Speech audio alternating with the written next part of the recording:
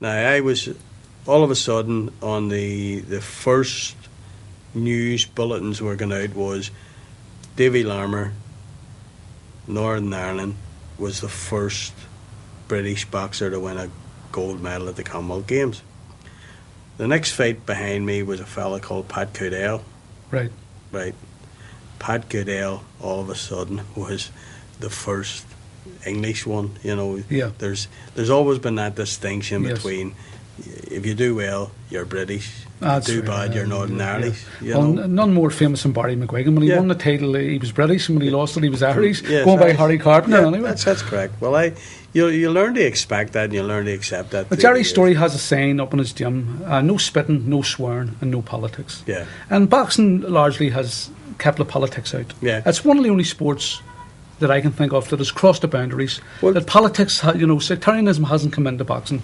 Well, Jerry's Story featured a lot in my career. Yeah. Going back to the days with Sammy Vernon. I know Sammy well. Sammy was a southpaw. Sammy beat me twice. Right. Mickey Toll was a southpaw. Connected with Jerry Story. Beat me twice. Russell southpaw. It wasn't until the second fight with Shuey Russell that I figured out the best way to beat a southpaw. Right.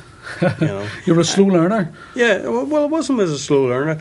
The title fight with Russell is I'm doing a little bit of writing about it at the moment, but the title fight with Russell was very strange to the extent, and I dropped Shuey in the 5th round, and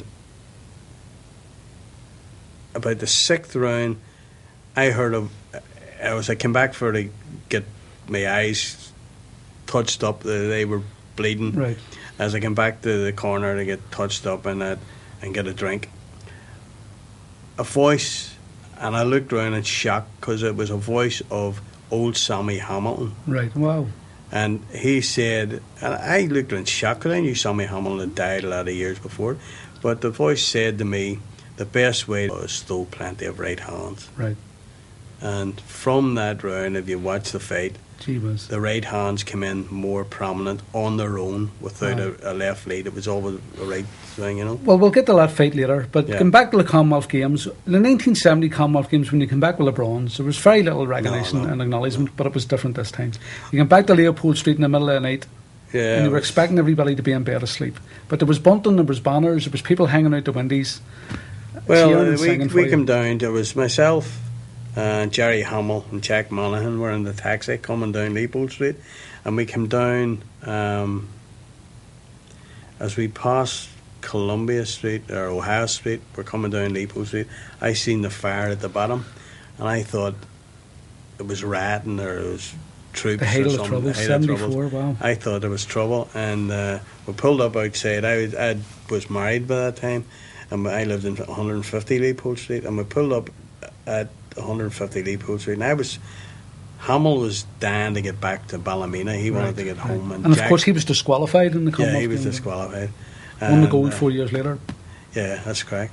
But they wanted to get home, and I jumped out of the taxi, got my suitcase out of the boot, and from nowhere round the corner, thousands of people came. Mm-hmm. And at first I thought it was a rioting crowd, but thousands came, surrounded the car. Aunts, uncles, I don't know where they came from. They were everywhere. Brilliant. And eventually got to my front door and in the house. My sitting room was bunged with people that I didn't know. Right. And then all of a sudden... And this was in the middle of the night? This was about 2 or 3 in the morning. Right.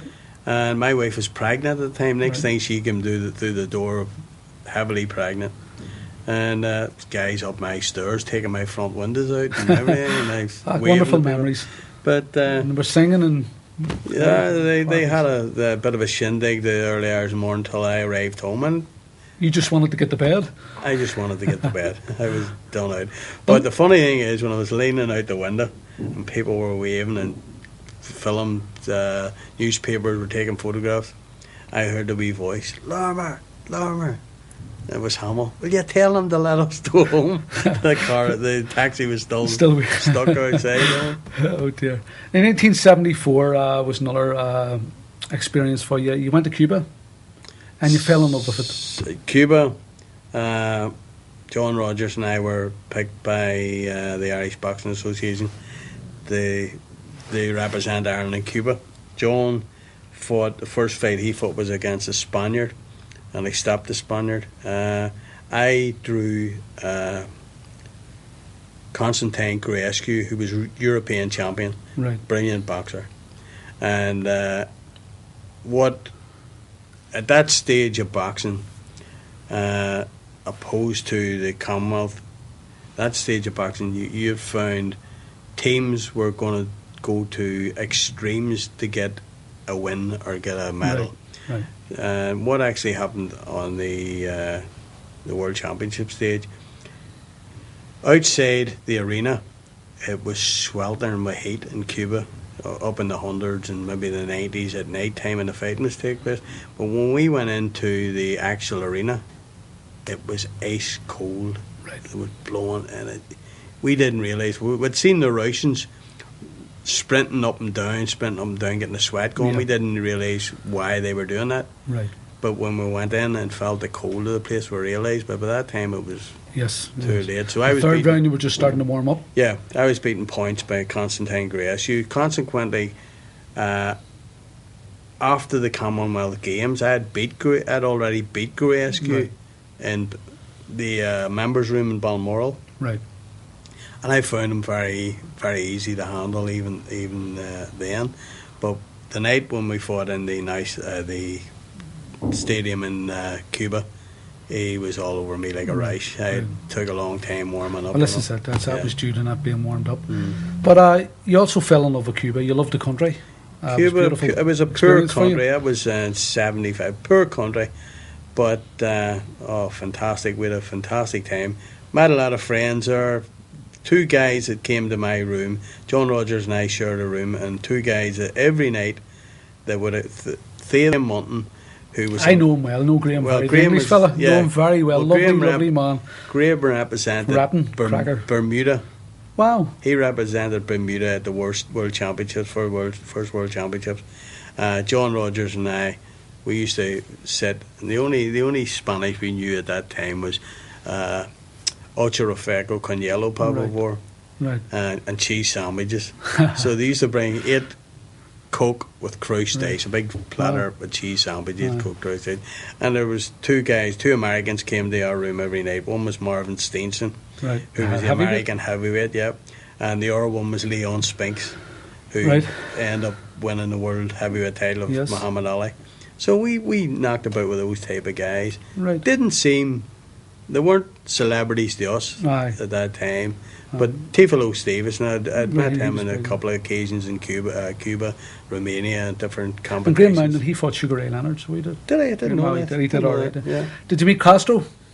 Well, John Rogers and I were going into the stadium that night, and we had an interpreter with us called Nelly Lestrada, and a black limousine pulled up, and Nelly says that is Fidel's limousine, and the door opened, and this massive guy with a beard got out and was walking by, and he stopped and he spoke to John Rogers first in Spanish, and Nelly translated, but Nelly just shook hands with the two of us and away went in the stadium.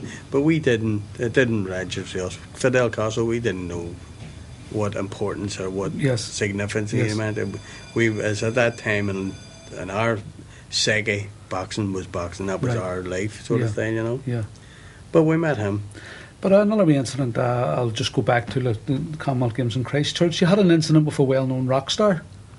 No, that was in the Olympics. Was that at the Olympics? Okay. Jerry Hamill and I were making our way around the ringside to try and get a better seat, and busy talking, not probably watching where we're going, and this guy come flying down the side of the ring and hit me with his shoulder, and I went down on my arse to tell you the truth. And I looked around, and a few choice words after you went to get up and get at him, and you were restrained. Yeah, and he turned around, and it was Mick Jagger.